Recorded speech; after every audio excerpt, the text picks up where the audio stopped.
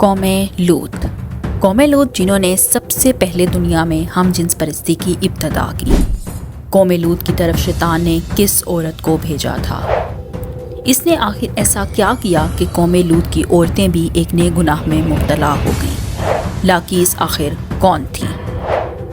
شیطان اللہ کا نافرمان اور بنی آدم کا سب سے بڑا دشمن ہے۔ قرآن و حدیث کے مطالعے سے پتہ چلتا ہے کہ شیطان ایک مخلوق نہیں ہے بلکہ ابلیس کی ایک پوری نسل ہے اور اس کی بے شمار اولادیں ہیں۔ ہر نسل مختلف کاموں پر مامور ہے۔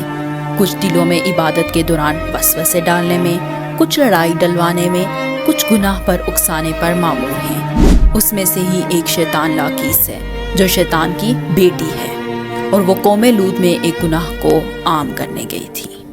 لوط ایک طاقتور اور مالدار قوم تھی۔ یہاں سرسبز و شاداب وادیاں تھیں جن میں سودوم اور گمورہ کے نام سے 2 علاقے موجود تھے۔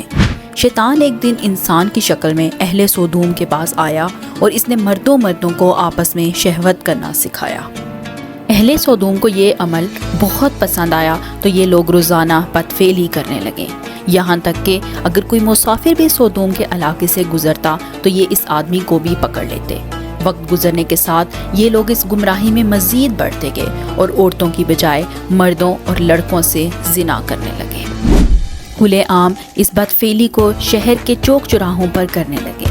اللہ نے اس قوم کی طرف اپنے نبی حضرت لوط علیہ السلام کو بھیجا جنہوں نے اہل لوط کو اس عمل سے توبہ کرنے کو کہا اور فرمایا، کیا تم وہ بے حیائی کرتے ہو جو تم سے پہلے کبھی کسی نے نہیں کی؟ تم مردوں کے پاس جا کے ان کی خواہش پوری کرتے ہو اور اپنی عورتوں کو چھوڑ دیتے ہو۔ تم لوگ تو حد سے گزر چکے ہو۔ لیکن اہل سودوم پر ان باتوں کو کوئی اثر نہ ہوا، بلکہ وہ الٹا حضرت لوط علیہ السلام کے خلاف ہو گئے اور انہیں مجبور کرنے لگے کہ تم اگر اتنے نیک اور پاک ہو تو اس بستی سے نکل جاؤ۔ جب اہل لوط نے اپنی عورتوں سے رغبت کرنا چھوڑ دیا تو ابلیس کو ایک اور سنہری موقع ملا کہ وہ اس قوم میں ایک اور گناہ کی ابتدا کرے، لہٰذا اس نے اپنی بیٹی لاقیس کو اہل سودوم کی طرف بھیجا۔ لاقیس جنات میں سب سے زیادہ حسین و جمیل اور خوبصورت تھی۔ ابلیس نے اسے حکم دیا کہ وہ ایک خوبصورت عورت کی شکل میں قوم لوط کی ان عورتوں کے پاس جائے جن کو ان کے مردوں نے چھوڑ دیا ہے اور انہیں عورتوں کے ساتھ ہم جنسی سکھائے۔